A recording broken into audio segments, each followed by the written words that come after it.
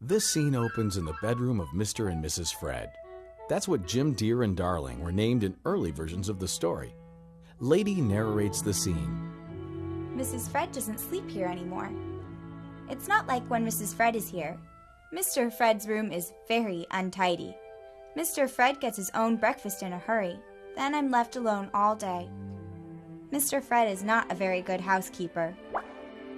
All Mrs. Fred's cleaning things are covered with dust and cobwebs. Mrs. Fred's sewing basket just sits there.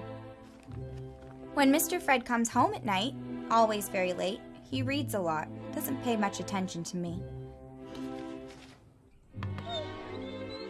I try to get him to throw my ball.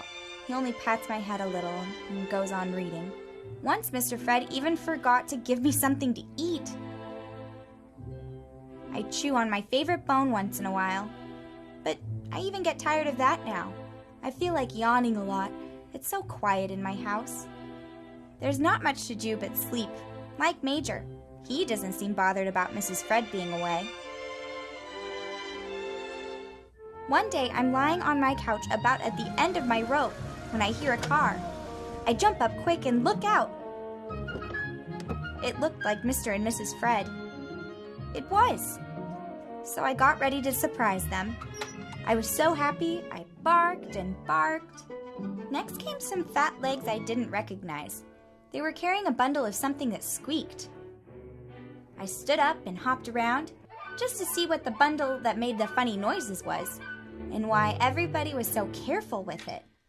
Get down, you beast! Everybody went upstairs, so I followed.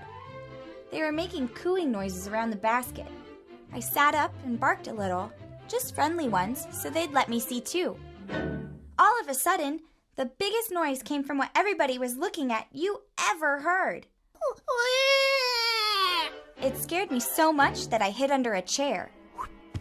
I guess it scared everyone else too, because they fussed around a lot. Then that nurse came over and she was mad. This dog will have to stay outside. You can't tell what they'll do when they're jealous.